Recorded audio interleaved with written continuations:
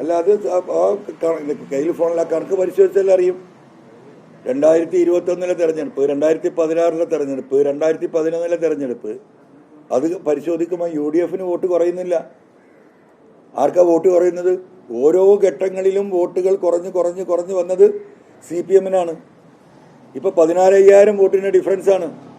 പണ്ട് ഇതേ ഡിഫറൻസ് ആയിരുന്നു UDF LDF തമ്മിൽ. ആ 15,000 10,000 വോട്ടിന് ഡിഫറൻസിൽ UDF ആയിരുന്നു ഉണ്ടായിരുന്നത്. അതിൻ്റെ എത്രയോ താഴെയായിരുന്നു ഈ പറയുന്ന BJP. ഇപ്പോൾ 36,000 വോട്ടിലേക്ക് ഏകദേശം 50, 54,000, 52,000 വോട്ടുണ്ടായിരുന്നു CPM-ന് പാലക്കാട് മണ്ഡലത്തിൽ. അതാണ് കുറഞ്ഞു വന്നിട്ട് 36,000-ലേക്ക് വന്നിരിക്കുന്നത്. ഒരു നിയമസഭാ മണ്ഡലത്തിൽ കമ്മ്യൂണിസ്റ്റ് പാർട്ടിയെ പോലെയുള്ള ഒരു പാർട്ടിക്ക് 20,000 വോട്ട് എങ്ങനെയാണ് കുറയുന്നത്? അവിടെ പാർട്ടിയിൽ വല്ല സ്പ്ലിറ്റ് ഉണ്ടായോ? അവിടെ വേറെ CPM-ൻ്റെ ഉത്തരവാദിത്തപ്പെട്ട ഏതെങ്കിലും ഒരു നേതാവ് വേറെ ഏതെങ്കിലും പാർട്ടിയിലേക്ക് പോയോ? ഒന്നും ഉണ്ടായിട്ടില്ലല്ലോ. കഴിഞ്ഞ 10, 15, 20 കൊല്ലത്തെ CPM-ൻ്റെ ചരിത്രം പാലക്കാട് പാർലമെന്റ് നിയോജക മണ്ഡലം, അസംബ്ലി നിയോജക മണ്ഡലം നമ്മൾ പരിശോധിച്ച് നോക്കിയാൽ നമുക്ക് ഒരാൾ പോലും അങ്ങനെ പാർട്ടി വിട്ടു പോയിട്ടില്ല. അങ്ങനെ ഒരു വിഭജനം CPM-ൽ ഉണ്ടായിട്ടില്ല. അപ്പോൾ ക്രൊനോളജിക്കലി ഈ വോട്ട് ഓട്ടോമാറ്റിക്കലി CPM-ൽ നിന്ന് BJP-ക്ക് പോവുകയാണ്. അതാ പറയുന്നത്. അതുകൊണ്ട് തന്നെ BJP-യെ സംബന്ധിച്ച് കടന്നു കയറാവുന്ന ഏറ്റവും നല്ല സീറ്റായി പാലക്കാട് മാറുകയാണ്. ഇനിയിപ്പോൾ കഴിഞ്ഞ തവണ ബഹുമാനപ്പെട്ട ശ്രീധരനല്ല മത്സരിച്ചിരുന്നെങ്കിൽ ഒരു പക്ഷേ BJP ജയിക്കുമായിരുന്നു. ശ്രീധരനെ സംബന്ധിച്ച് അദ്ദേഹത്തിന് തെരഞ്ഞെടുപ്പിൻ്റെ 1ാം ഘട്ടത്തിൽ നല്ല മുന്നേറ്റം ഉണ്ടായിരുന്നു. പക്ഷേ തെരഞ്ഞെടുപ്പിൻ്റെ 1ാം ഘട്ടം 2ാം ഘട്ടവും കഴിഞ്ഞ് 3ാം ഘട്ടത്തിലേക്ക് കിടക്കുമ്പോഴേക്കും നിരന്തരമായി അദ്ദേഹം വിഡിത്തങ്ങൾ പറയാൻ തുടങ്ങി. മുഖ്യമന്ത്രിൻ്റെ ആഫീസ് തുടങ്ങി ഇയാൾ പാലക്കാട്, അദ്ദേഹത്തിൻ്റെ സ്റ്റാഫിനെ ഫിക്സ് ചെയ്തു. അപ്പോഴാണ് പാലക്കാട്ടുകാർ തിരിച്ചറിയുന്നത് ഇയാൾക്ക് ചെന്നി പറഞ്ഞൊരു അസുഖം ഉണ്ടാവും പ്രായം വരുമ്പോൾ. നമുക്ക് നമ്മളെ വാപ്പാർക്കും പ്രായം ചെന്നാൽ നമ്മളെ വീട്ടിലൊക്കെ ഉള്ളവർക്കൊരു 75 കഴിഞ്ഞാൽ നമുക്ക് കാണാം ഓർമ്മക്കുറവ്, എന്താ പറയുക, ചെറിയ ബുദ്ധിഭ്രമത്തിലാണ് ഈ വയസ്സുകൊണ്ടുണ്ടാക്കുന്ന ചെന്നി. അപ്പോൾ ഇയാൾക്ക് ചെന്നിയായി എന്നുള്ളത് പാലക്കാടിലെ ജനങ്ങൾ തിരിച്ചറിയാണ്. തിരിച്ചറിഞ്ഞിട്ടില്ലെങ്കിൽ അങ്ങനെ ഒരു വിഷയം ആ തെരഞ്ഞെടുപ്പിൻ്റെ അവസാന ഘട്ടത്തിൽ ചർച്ചയായിട്ടില്ലെങ്കിൽ അന്ന് BJP അവിടെ ജയിക്കും. അതാണ് ഞാൻ മനസ്സിലാക്കിയിട്ടുള്ളത്. എനിക്ക് പാലക്കാട് പോയിട്ട് ഈ നാട് പോലെ ബന്ധമുള്ള സ്ഥലമാണ് പാലക്കാട്. എൻ്റെ ഒരു സെക്കൻഡ് ഹോം എന്ന് വേണമെങ്കിൽ പറയാം. നമുക്ക് ആയിരക്കണക്കിന് സുഹൃത്തുക്കളും ബന്ധുക്കളും എന്താ പറയുക പലതരത്തിലുള്ള ആളുകളുള്ളൊരു സ്ഥലമാണ്. അപ്പോൾ അവരുടെ അടുത്തൊക്കെ നമ്മൾ അന്ന് ചോദിക്കുമ്പം അവർ ആദ്യഘട്ടത്തിൽ പറഞ്ഞിരുന്നത് അൻവർക്ക ജയിക്കൂട്ടോ, അങ്ങോട്ടാണ് പോക്ക്, ഒരു രക്ഷയില്ല. പിന്നെ ഈ പറഞ്ഞ 3ാം ഘട്ടമൊക്കെ ആയപ്പോൾ പറഞ്ഞു സംഗതി പോയി. അങ്ങേരുടെ സ്റ്റേറ്റ്മെൻ്റൊക്കെ നിങ്ങൾ കാണുന്നുണ്ട്, അയാൾ പിടുത്തം വിട്ടു. അപ്പോൾ ഇങ്ങനെ ബുദ്ധി സ്ഥായിയായിട്ടില്ലാത്തൊരു മനുഷ്യനെ എങ്ങനെ കേരളത്തിന് മുഖ്യമന്ത്രിയാക്കുക എന്നുള്ള ചർച്ചയിലേക്ക് പാലക്കാട് പോയതുകൊണ്ട് മാത്രമാണ് BJP പരാജയപ്പെട്ടത്.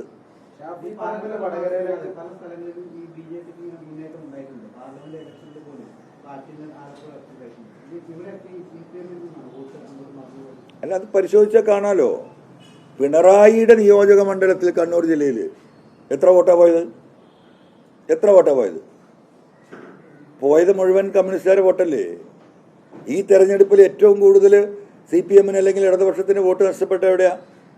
ഇടതുപക്ഷം എന്ന് പറയുന്നത് CPM തന്നെയാണല്ലോ. മറ്റുള്ളവർക്ക് എന്താ ഉള്ളത്? ഓരോ ഘടകകക്ഷി എടുത്ത് വയ്ക്കുക. 1000 ആൾ തയ്ച്ചില്ലാത്തവർ എത്ര ആളുണ്ട്? NCP മൊത്തം കേരളത്തിലെ സ്റ്റേറ്റ് ഒക്കെ പാടെ എടുത്താൽ ഇപ്പോൾ DMK-യുടെ ഒരു മണ്ഡലത്തിലെ ഒരു നിയോജകമണ്ഡലത്തിലെ ആളുണ്ടാവില്ല. ഇല്ല, പോട്ടെ. അല്ല, നമ്മൾ പറയാതിരിക്കാൻ നിവൃത്തില്ലല്ലോ. സത്യത്തിൽ ആ കാര്യത്തിലൊക്കെ CPM-നെ സമ്മതിക്കണം. കാരണം ഈ പറയുന്ന ഘടകകക്ഷികൾ ഒരു മനുഷ്യനില്ലാത്ത, പിന്നെ അത് കഴിഞ്ഞിട്ട് ഏതാ? NCP കഴിഞ്ഞിട്ട് കോൺഗ്രസ് എസ്. എന്ന സ്ഥിതി ആ സാധു അല്ലാതെ മൂപ്പരെ ഇങ്ങനെ നടക്കുന്നല്ലാതെ ഒരാളുണ്ടോ? ഒരാൾ എൻ്റെ വാപ്പാനെ കൂടെ വന്നിട്ടുണ്ടായിരുന്ന സാധുവാണ്. അയാൾ താത്വികർ, അതിലൊന്നും യാതൊരു തർക്കമില്ല കേട്ടോ. അതിലൊക്കെ ഇവരെ സമ്മതിക്കണം. പണ്ട് മുതലേ പോകുന്ന ആളുകളെ അവർ നിർത്തുന്നുണ്ട്. പക്ഷെ ഒരു കാര്യങ്ങൾ പരിശോധിച്ചാൽ മനസ്സിലാവും. ഈ NCP ആയാലും ഈ പറയുന്ന കോൺഗ്രസ് എസ് ആയാലും പിന്നെ ആരല്ലേ എന്നല്ല, അത് പോട്ടെ, ഏതായാലും പോയി സാധുക്കൾ, അതിപ്പോൾ നമ്മൾ പറഞ്ഞിട്ട് കാര്യമില്ല. അപ്പോൾ അല്ല, മാണിയൊക്കെ കുറച്ചൊരു പൊളിറ്റിക്കലായിട്ട് നിൽക്കുന്നുണ്ട്. ജനാധിപത്യ കേരള കോൺഗ്രസ് ഞാൻ പറയണോ? നൗഷാദ് ഇവിടെ എവിടെയുണ്ട്, അതിൻ്റെ ഒരു അനുയായി ഇവിടെ ഉണ്ട്. അപ്പോൾ ഓരോ വേറെ ഏതോ പാർട്ടിക്ക് പോയിട്ടുണ്ട്, അത് പോട്ടെ. അപ്പോൾ ഇതാണ് ഘടകകക്ഷികൾ. ഇതിൽ നമ്മൾ ആദ്യം ഞാൻ നോക്കുമ്പോൾ പറഞ്ഞില്ലേ ഇവരെ സമ്മതിക്കണം, CPM-നെ സമ്മതിച്ചു കൊടുക്കണം. പിന്നെ നോക്കുമ്പോൾ ഇതിൽ വേറെ തമാശ ഉണ്ട് പ്രശാന്ത്. ഇതിൽ ഒരൊറ്റ ആള് ഈ പാർട്ടിയുമായി ബന്ധപ്പെട്ട ആൾ മിനിസ്റ്റർ സ്റ്റാഫിൽ ഉണ്ടാവില്ല. PS എന്ന് പറയുന്ന പേരിന് ഒരാളുണ്ടാകും. ബാക്കി എല്ലാവരും CPM-ൻ്റെ പറയുന്ന പാർട്ടിയുടെ പല യൂണിയനുകളിൽ നിന്ന് പാർട്ടി കൊടുക്കുന്നതാണ്. അപ്പോൾ യഥാർത്ഥത്തിൽ എന്താണ്, ഘടകകക്ഷികൾക്ക് ഈ മന്ത്രിസ്ഥാനം കൊടുക്കുന്നുണ്ടെങ്കിലും ഭരിക്കുന്നവരാ CPM-ആ. CPM-ന് അത് ലാഭമാണ്. ഇതുപയോഗിച്ചിട്ടാണ് ആരെ CPI-നെ അടിക്കുന്നത്. ഈ മന്ത്രിമാരൊക്കെ കൊടുക്കും. CPI-ക്ക് ഇപ്പോൾ 3-4 കൊടുക്കുന്നുണ്ട്. CPI-ൻ്റെ കാര്യം പറയല്ല, അത് ഞാൻ പിന്നെ പറയാം. അപ്പോൾ അവരോടെന്താ പറയുന്നത്, ഞങ്ങൾക്ക് ഇതാ ഘടകകക്ഷികൾക്ക് മന്ത്രിമാരെ കൊടുക്കണ്ടേ. മന്ത്രിമാരെ കൊടുത്തിട്ടുണ്ട്. പക്ഷേ ആ മന്ത്രിമാരെവിടെ? ഒരു ഫയൽ ഈ പറയുന്ന ആളുകൾ ഒപ്പിടണമെങ്കിൽ CMO-ൽ കാണാതെ ഒരു ഫയലും ഒപ്പിടില്ല.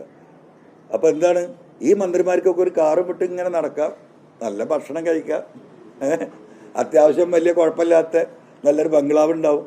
പോകുന്ന കാറിൻ്റെ മുമ്പിൽ ഒരു ജീപ്പ്, പോലീസ് ജീപ്പ് കീ കീ കീ കീ കീ ഓണടിച്ച് ഇങ്ങനെ പോകും. നല്ല ആസ്വദിച്ച് സുഖമായിട്ട് കിടന്നുറങ്ങുക. അതിലപ്പുറം ഒരു ചുക്കില്ല. കേരളത്തിൻ്റെ ഭരണനിർവഹണത്തിൽ ഇവർക്കൊന്നും ഒന്നും ചെയ്യാൻ കഴിയില്ല. കാരണം എത്രയോ ആയിട്ട് ഇപ്പം നമ്മുടെ എന്താ പറയുക, വീട്ടിലൊക്കെ പഴയ കാലത്തൊക്കെ സ്ഥിരമായിട്ടുള്ള കാര്യസ്ഥന്മാരുണ്ടാവും, അവരങ്ങനെ പോവും. അപ്പോൾ തറവാട് എന്താ പറയുക ക്ഷയിച്ചാലും കാര്യസ്ഥന്മാരായിട്ട് നിൽക്കും. അവരെ കാര്യങ്ങളൊക്കെ നടന്നു പോകും.